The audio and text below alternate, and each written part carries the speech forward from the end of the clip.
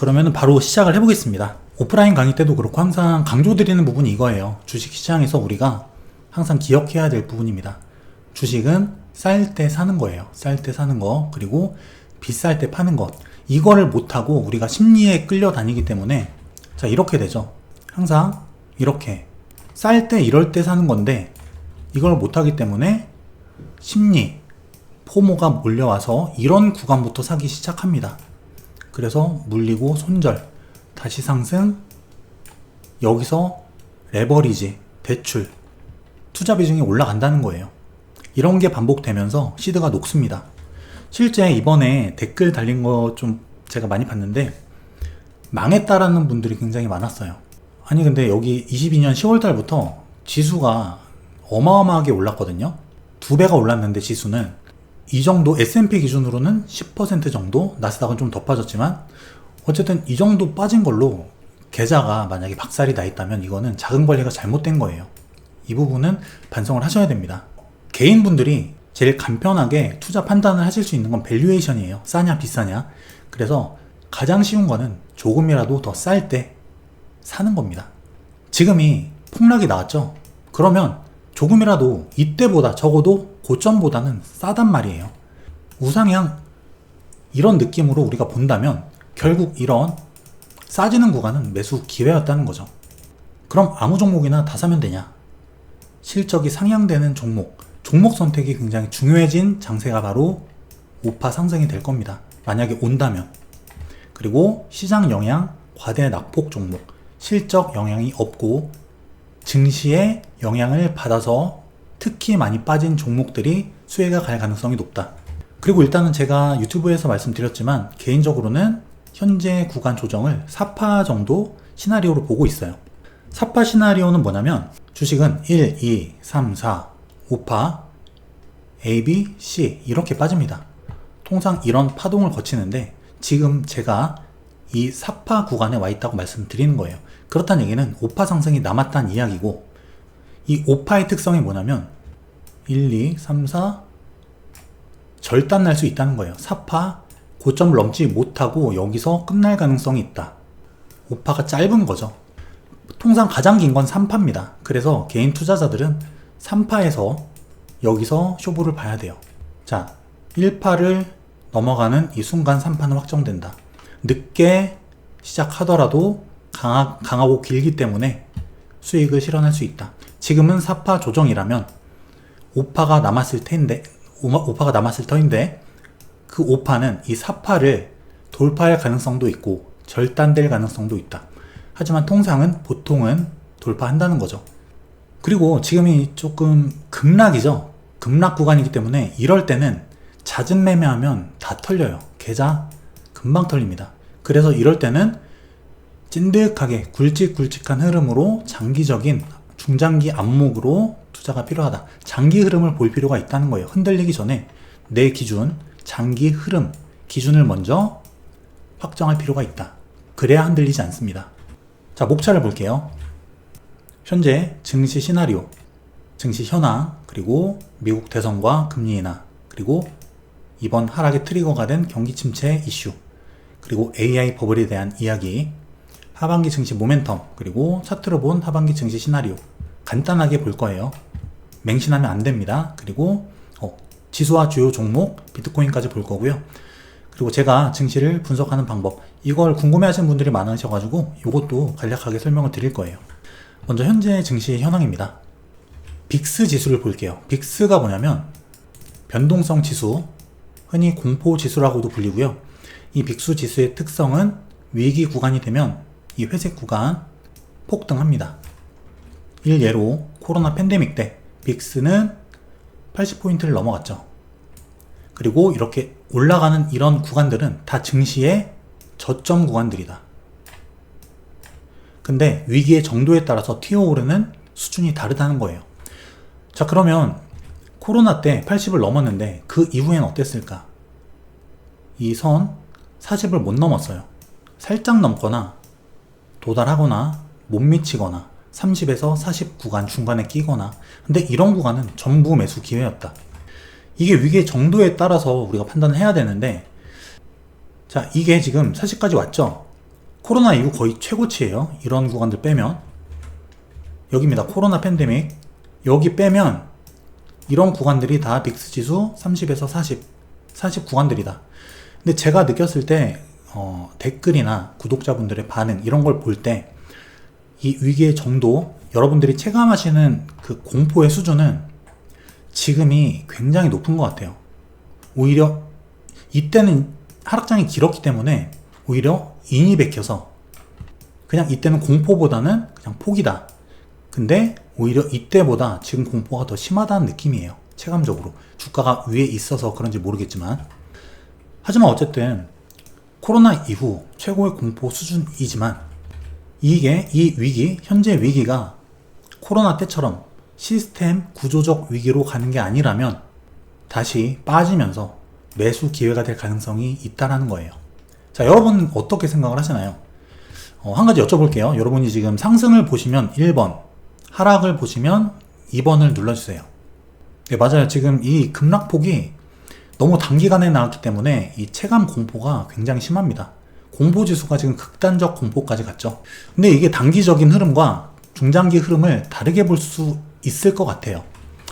자, 일단 이 빅스 지수를 먼저 말씀을 드리고, 그리고 기존의 S&P 500 통계입니다. 실적 하락이 없는 구간에서의 조정 보통 10% 전후에서 마무리가 됐다라는 건데, 하락폭 그리고 EPS 실적입니다. 빨간선 실적이 이렇게 빠지는 구간, 닷컴버블이죠. 빠질 때 증시는 크게 빠졌다. 실적이 올라가는 구간에서는 마이너스 10% 이내에서 조정이 마무리가 다 됐고, 그 전에도 마찬가지. 그리고 금융위기, 실적이 빠질 때 반토막이 났다. 그리고 그 이후에 실적이 올라갈 때는 대부분 10% 안팎이었다. 이 근방. 그리고 2020년 코로나 팬데믹 워낙 가파르긴 했지만 실적 급락, 증시 급락. 그리고 그 이후에는 상승 구간에서는 짧게 왔다. 자, 그리고 실적 하락하면서 증시 급락. 지금은 어떻죠? 실적이 그냥 올라가고 있어요. 계속. 이따가 또 보여드릴 텐데 실적은 상승 추세가 맞습니다. 그러면 지금 이번에 하락이 S&P 500 기준 저점 마이너스 10.2예요. 어느 정도 이 정도의 부합은 한다는 겁니다. 그래서 실적이 만약에 지속하는 구간이라면 실적 상승 속의 조정은 기회였다. 이 부분을 좀 말씀을 드리고 싶고요. 그리고 하반기 증시의 이슈 6가지를 알려드릴게요. 먼저 대선과 당선자, 누가 당선되느냐, 그리고 신규 후보냐, 현재 임기를 진행 중인 대통령이냐. 여기에 따라서 시나리오가 많이 갈립니다. 이게 굉장히 중요한데 뒤에서 말씀드릴게요. 그리고 금리나 환율, 경기 침체, AI 버블입니다. 먼저 이번 폭락의 원인을 좀 살펴보자면 급등에 대한 되돌립니다. 일단 많이 올랐다는 거예요.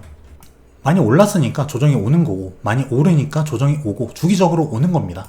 이 이평의 갭을 메우고 따라가는 이평을 이렇게 돌려내는 시간이 필요해요. 이렇게 계속 올라가는 건 없습니다. 중요한 건 그 타이밍인데 그걸 맞추기가 쉽진 않죠. 그래서 많이 올랐으면 떨어지는 게 당연치사다. 그리고 특히 엔캐리 트레이드가 이번에 촉발되면서 그 주범, 금리 인상 주범인 일본과 반도체, 많이 올랐던 AI, 이런 것들 위주로 하락이 나왔다는 거예요. 그리고 하락의 마무리 국면, 마무리가 아니라 지금 현재까지의 하락, 저점 찍기 전에 이 마무리, 이 국면에서는 반대 매매가 엄청 나옵니다. 특히 코스피 난리가 났죠. 마이너스 10%가 넘어가면서 반대 매매 쏟아졌어요. 급락이 가속됐다. 이 구간에서 레버리지를 많이 쓴 거예요. 개인 투자자들이. 그리고 금리 인하전 변동성이다. 일본 금리 인상. 이게 엔캐리 트레이드를 촉발했는데 엔캐리 자금이 청산되면서, 뒤에서 따로 설명드릴 텐데, 청산되면서 미국 증시를 매도했죠. 증시 떨어지니까 반대로 이 하락이 엔캐리를 또 자극합니다. 증시 떨어지네? 엔캐리 청산, 또 유입, 또 매도, 증시 또 폭락, 또 엔캐리 영향, 이렇게 상호 영향을 주는 관계였다는 거예요. 상호 영향을 주면서 계속 빠졌다. 그리고 급등한 실업률 4.3이 나오면서 경기 침체 우려에 대한, 자, 이 부분이 사실상 가장 큰 부분이었어요. 근데 여기에 대해서도 뒤에서 설명을 드릴게요. 그리고 기존에 알고 있던 대선 불확실성이다. 후보 교체가 일어났죠. 바이든이 사퇴하면서 빠지는 구간, 여기서 사퇴하면서 이게 또 빠집니다. 폭락이 가속됐어요. 이 이유도 말씀을 드릴 거예요. 자, 먼저 엔캐리 트레이드입니다. 일본은 디플레이션 국가예요. 인플레, 물가가 올라가는 거죠. 디플레, 물가 하락입니다. 오늘 사는 가격보다 내일은 가격이 더 떨어질 거기 때문에 소비를 미룬다. 인플레, 오늘 사는 것보다 내일 물건값이 더 오르기 때문에 오늘 미리 산다. 근데 일본은 디플레예요. 근데 최근에 여러 가지 정책으로 어쨌든 그 물가 상승 효과를 봤어요. 그래서 0.25 금리 인상을 했다. 근데 이게 뭐가 중요하냐면 엔캐리 트레이드가 뭐냐면 마이너스, 거의 제로 금리인데 싼 일본의 대출을 이용해서 싼 값에 엔화를 삽니다. 대출을 받아요. 이 돈을 달러로 바꿔서 달러 자산, 보통 미국 국채를 삽니다. 미국 국채, 이거는 이제 기준금리고 국채는 지금 더 내려와 있지만, 그러면 이 제로금리와 국채 간에 한 4%가 넘는 시세 차익을 그냥 바로 얻는 거예요. 이게 엔캐리 트레이드 자금입니다. 근데 지금 0.25로 올렸죠. 이게 뭘 의미하냐면 금리가 올라가면 조달 금리가 올라간다는 거예요. 그러면 더 높은 값에, 높은 가격에 엔화를 빌릴 수밖에 없게 되죠. 이 버퍼가 줄어든다는 거예요. 금리를 더 올린다. 버퍼는 더 줄죠. 그러면 엔캐리 자금이 청산이 되는 거예요. 안 되겠네. 이거 위험한데? 빨리 지금 자산, 미국 국채, 혹은 미국 주식, 혹은 부동산, 신흥국에 투자한 것, 혹은 시설자금 대출 받은 거 갚아야 되겠다. 주식 팔아서 엔화 갚는 겁니다. 그래서 이 금리 인상 때문에 일본 니케이 폭락했죠. 제일 많이 빠졌어요. 근데 폭락이 이번에 오고 나서 금리 인상 안 한다.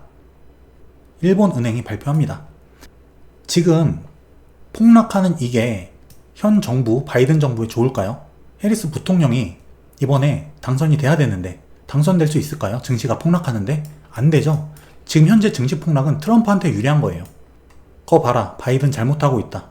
증시 폭락하는데 나 뽑아라. 이렇게 되는 거죠. 그러면 현 바이든 정부는 일본에 압력을 넣겠죠. 폭락하자마자 금리 인상 안 한다. 바로 발표납니다. 그리고 원엔 환율 이 상승 추세 뚫다가 시겁했는데 월봉입니다. 뚫고 내려왔어요. 제 예상에는 이 부분에 있다가 윗꼬리 달고 다시 빠지지 않을까 조심스럽게 예측을 해봅니다. 어쨌든 이번에 사실 엔캐리에 대한 얘기가 굉장히 많았는데 이 폭락의 주 원인인 이 엔캐리 트레이드가 청산이 안정의 과정에 들어선 걸로 보인다. 추가 금리 인상이 없다면 추가적인 이슈는 나오지 않을 걸로 보여져요. 자, 이번엔 대선과 금리 인하, 경기 침체를 보겠습니다. 증시는 누가 당선되느냐와 직결돼요. 현 주가가 안 좋으면 신규 후보가 당선될 가능성이 매우 높았다. 증시가 좋으면 현재 정부, 현재 대통령이 연임할 가능성이 높다. 당연히 증시 잘 만들어주는 사람을 뽑겠죠. 이 현재 증시 급락은 트럼프한테 유리하다. 그럼 민주당, 바이든이 지금 가만히 있냐? 아니라는 거예요. 변동성은 있겠지만 회복 가능성을 보고 있는 이유 중 하나입니다. 자, 폭락이 나오자마자 연준에서 가제는 개편이죠. 제롬 파월은 트럼프가 당선되면 자른다 그랬어요. 그러면은 제롬 파월이 연임하려면 무조건 지금 정부가 해리스가 당선돼야 됩니다. 연준 경기 침체 상황 아니다. 연준이 경제 악화되면 고칠 거다. 빅스텝, 적극적인 대응을 하고 있다는 거예요. 자, 여기서 굉장히 중요한 부분인데 원래 시나리오는 이거였습니다. 원래 증시 시나리오. 이게 뭐냐면 현역 대통령 입후보 바이든이죠. 그리고 선거 패배할 경우 트럼프가 지금 바이든을 이기고 있었단 말이에요. 이 시나리오라는 거죠. 그러면 모든 경우의 수 중에서 가장 상승률이 높다. 통계적으로. 근데 이게 바이든이 빠지면서 사퇴하면서 이렇게 바뀝니다. 이건 뭐냐? 신규 후보 간 경쟁이에요. 트럼프와 해리스다. 둘 다 신규 후보죠. 이게 왜 안 좋냐면 불확실성이에요. 증시가 제일 싫어하는 불확실성. 신규 후보 간의 경쟁. 지금 그래서 바이든이 사퇴하자마자 급락이 쏟아졌죠. 이게 어떻게 보면 시나리오가 통계적인 이 구간에서 이 구간으로 바뀌면서 갭매우기에 나선 그 폭락으로도 어느 정도는 해석을 할 수 있어 보인다는 거예요. 자, 그러면 미국 대선 오르는 건 알겠는데 통계는 어떨까? 닷컴버블, 글로벌 금융위기, 구조적 위기를 제외하면 평균 S&P 500 13, 코스피 13% 올랐다. 평균 10% 이상 상승장인데, 자, 그럼 지금 증시가 이렇게 빠졌죠. 그러면 2024년 1월부터 지금 현재 저점까지, 자, 이겁니다. 수익률이 S&P 500 6.7, 그리고 코스피 플러스도 아니에요. 마이너스 9.8입니다. 올해 1월달 대비, 연초 대비. 그러면 평균치가 이건데, 평균 회귀를 하려면 S&P 500은 현재보다 7이니까 6점 몇이 더 올라야 되고, 6.32. 코스피는 몇이에요? 9.8 더하기 13. 22% 넘게 올라야 된다는 거예요. 23%. 제가 생각하는 그 시나리오 중 하나는, 어쨌든 물론 이런 변동성을 다 못 맞춰요. 신이 아니기 때문에. 하지만 적어도 연말에는 지금보다 위에 있지 않을까. 이 가능성을 보고 있는 또 하나의 기준은 이겁니다. 대선 상승의 평균 수익률. 너무 낮다는 거예요, 지금. 이 갭을 메웠다고 하더라도 너무 심하다.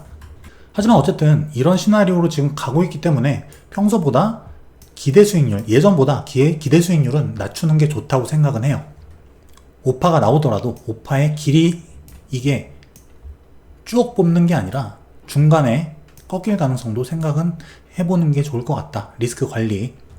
그리고 결국 1, 2, 3, 4, 5에서 5파는 분할 매도 구간이에요. 적극적인 투자는 3파에서 하는 것이고 5파에서는 분할 매도 구간이다. 자, 말씀드린 공포지수예요. 지금 현재는 공포 40인데 이게 증시 최저점 거기서 16까지 떨어집니다. 극도의 공포까지 떨어졌는데 지금이 일단 상승장이라는 전제, 가정을 하고 보면 상승장 중에 극단적 공포 구간은 항상 매수 기회였습니다. 그냥 러프하게 반쪽에서 보더라도 매수, 매도 이렇게만 해도 러프하게는 맞춘다는 거예요. 자, 그럼 금리 인하를 기준으로 볼게요. 먼저 경기 연착륙 기준, 경기 침체 기준. 일단 저는 여기를 보고 있습니다. 경기 침체를 일단 배제를 할게요. 이게 금리 인하 기준일. 그렇다면 올라가다가 금리 인하가 나오는 시점에는 흔들립니다. 변동성이 나왔다가 결국에 다시 올라가더라. 이게 경기 연착륙 케이스, 현재일 경우. 그래서 지금 현재 변동성이 있더라도 다시 갈 가능성을 보고 있는 거예요. 근데 만약에 일부의 우려대로 경기 침체가 나타난다면 경기 침체 시나리오는 요거겠죠. 금리 인하 전후로 흔들리다가 더 빠진다. 실제 금리 인하가 일어나는 과정, 금리를 내리는데 증시 폭락한 사례가 몇 번 있죠. 그때 공통점은 그거예요. 경기 침체 또는 시스템 위기. 다른 이유가 아니라 경기가 안 좋아서 시스템 위기가 와서 그걸 극복하기 위해서 금리를 내린 거죠. 하지만 지금은 제가 보는 관점은 이겁니다. 어쨌든 금리 인하 전후로 해서 변동성은 있겠지만 상승 추세 가능성을 보고 있다. 일단은 여러 가지 이슈로 조정이 좀 빨리 찾아온 것 같아요. 제가 생각했던 건 이거였죠. 처음에 지금 3파 조정이 3파가 조금 더 갔다가 위에서 큰 조정이 나올 것으로 봤는데 이게 미리 나온 거예요. 자, 7월에서 9월 그리고 8월에서 10월 이게 좀 낮죠, 상승률이.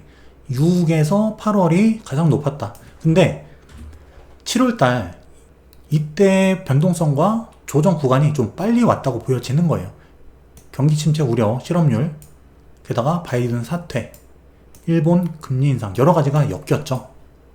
급등이 있었기도 했고, 그래서 조금 땡겨진 것으로 보여진다. 변동성이. 과거 대선의 월별 수익률입니다. 7월달 그냥 그렇다가 8월달에는 좋았어요. 근데 9월, 10월에는 안 좋았다. 이게 좀 땡겨진 걸로 보여진다.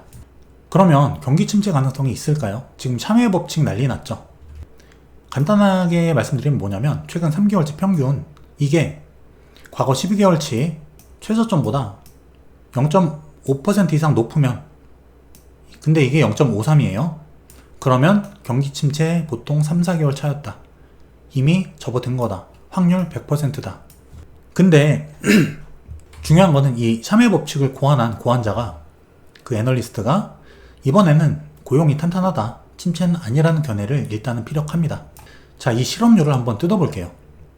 자, 여기입니다. 잠시만 물 좀 마실게요. 이게 세부적으로 뜯어보면 진짜 실직은 이만큼이다.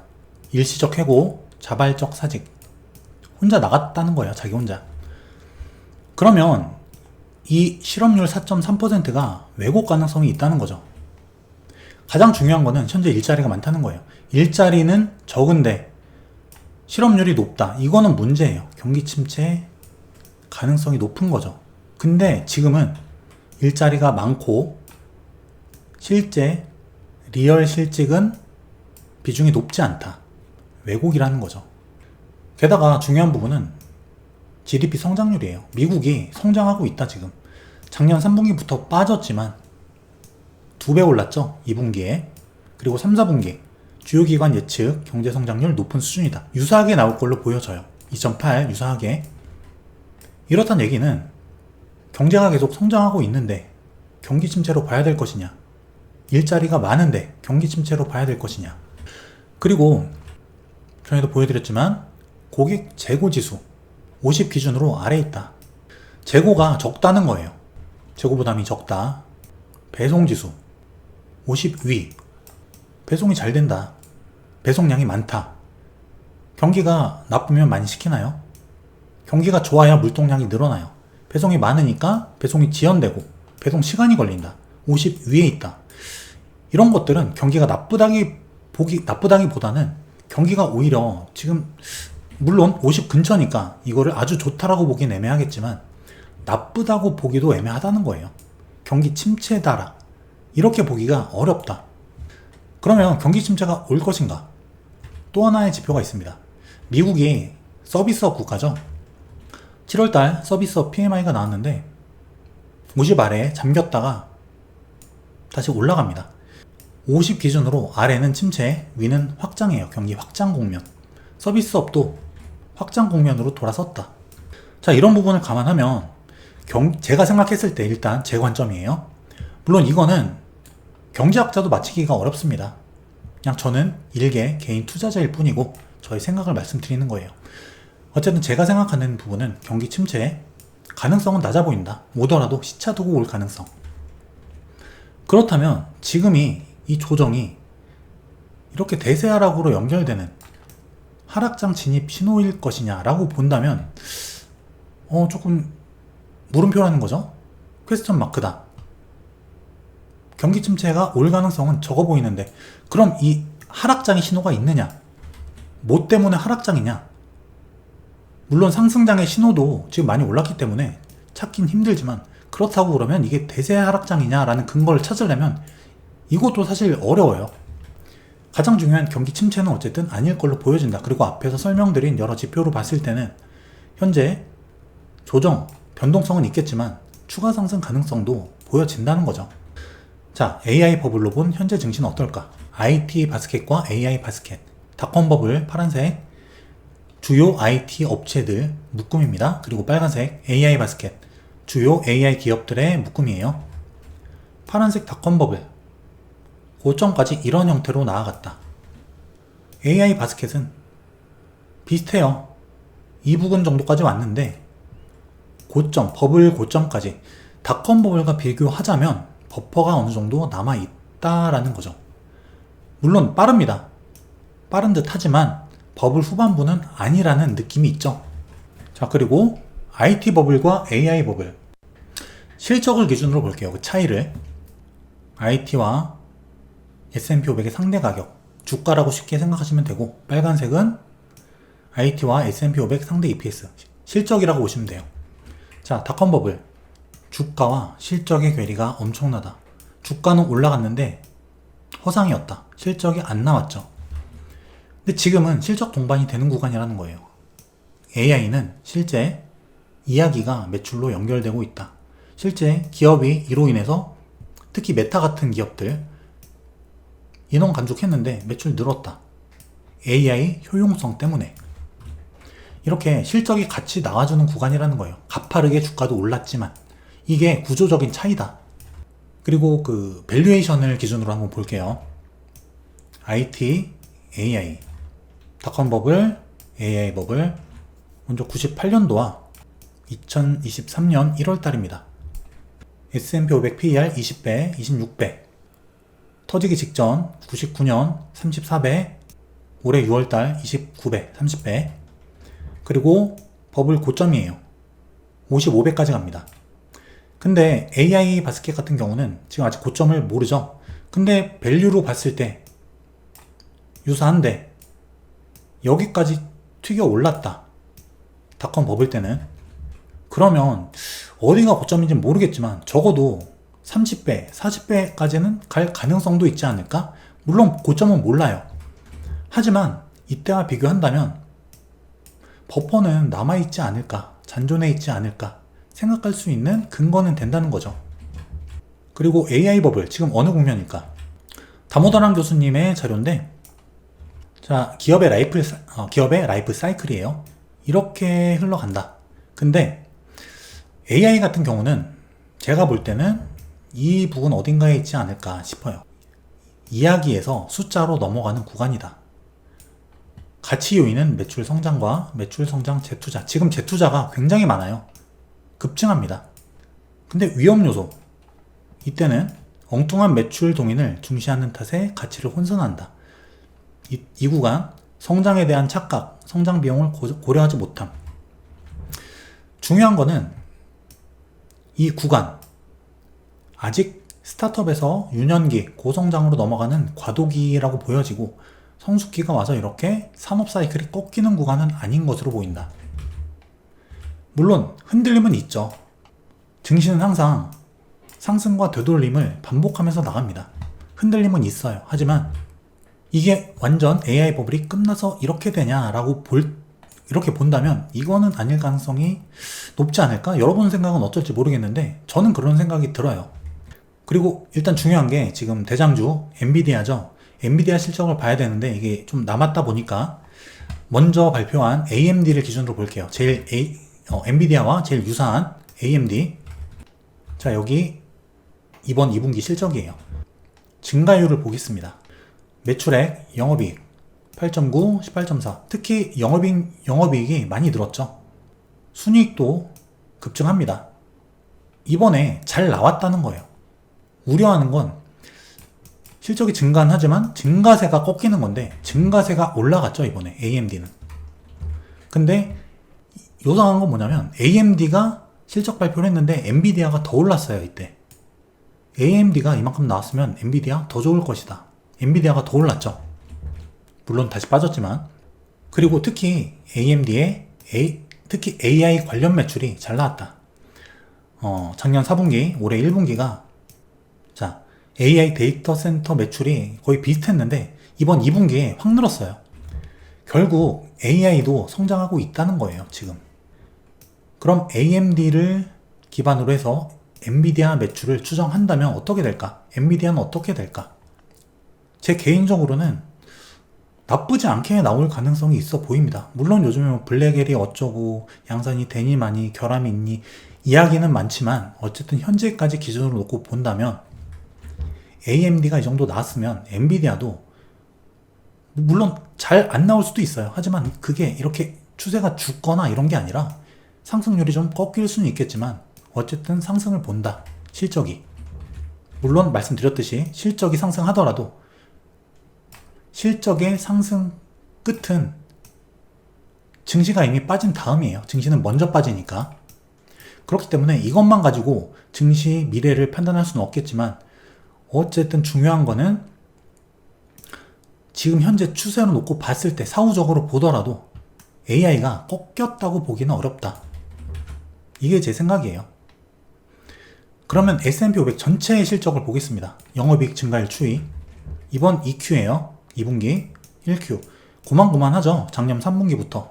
근데 24년 3, 4분기 예측치입니다. 급증하죠. 급증. 5.6에서 18%대까지. 물론 컨센이기 때문에 이거는 정확치는 않을 수 있어요. 그리고 중요한 건 이만큼 상회하느냐 하회하느냐, 더 잘 나오냐 덜 나오냐, 이 문제이기 때문에 그런 부분이 있지만 어쨌든 실적이 지금 나오고 있는 상태냐 올라가는 상태냐, 이 기준으로 본다면 실적은 하반기에도 여전히 증가가 예상이 된다. 그럼 아까로 다시 돌아가서 실적 급증 장세에서 하락 전환 가능성이 있겠느냐. 자, 이걸 다시 볼게요. 실적이 계속 증가하는데 이게 이렇게 빠져도 하락장으로 갈 거냐, 하락폭이 이렇게 20, 30% 이렇게 갈 거냐. 물론 지금 뒤에서 차트 설명 때 더 자세히 말씀드리겠지만 더 빠질 수 있겠죠, 물론. 근데 이렇게 빠지는 이런 하락장 전환은 제가 생각하기에는 가능성이 좀 낮지 않나, 그렇게 보고 있어요. 자, 그럼 다른 빅테크를 보겠습니다. 먼저 애플. 이번에 서비스 매출이 잘 나왔죠. 근데 향후에 AI 폰을 낼 거예요. AI 폰을 낸다면 어떻게 될 것이냐. AI 관련 매출이 반영이 되겠죠. 이게 아직 반영이 안 됐다. 그리고 페이스북, 메타가 광고회사잖아요. AI를 이용해서 광고 성과가 매우 올라갔다. 저도 이 광고를 해본 적이 있는데 이 알고리즘이 진짜 엄청납니다. 근데 여기에 AI까지 더해져서 지금 성과가 많이 나온다. AI의 전형적인 그 이야기가 숫자로 바뀌는 그런 기업이에요. 그리고 인텔, 물론 안 나왔어요. 이 반도체가 지금 거의 망인데 여기 CEO가 재무통이에요. 기술자가 아니라, 엔지니어가 아니라 재무하는 사람입니다. 기술에 대해 잘 몰라요. 기술 주도권을 뺏겼다. AI 트렌드에서 소외가 됐다. 파운드리까지 진출을 해서 괜히 하던 거 잘하지. 파운드리마저 3조 적자가 났죠. 이거는 AI나 반도체 그 사이클이나 트렌드의 문제가 아니라 개별 기업의 문제다. 물론 뭐 슈마컴 잘 안 나오는 부분도 있고 안 나오는 종목들도 많이 있었죠. 하지만 팔란티어, 퀄컴 잘 나왔고, 결국에 키 맞추기, 속가 내기예요. AI 트렌드 안에서 잘 나가는 것들이 생겼다가 고꾸라지기도 하고, 경쟁을 통해서 시장이 진짜 알짜배기를 내어 놓는 거죠. 그 과정입니다. 지금은 과정, 독점으로 넘어가는 그 과도기 단계에서의 경쟁 상태다. 자, 그러면 그리고 모바일 혁명 때를 한번 비교해 볼게요.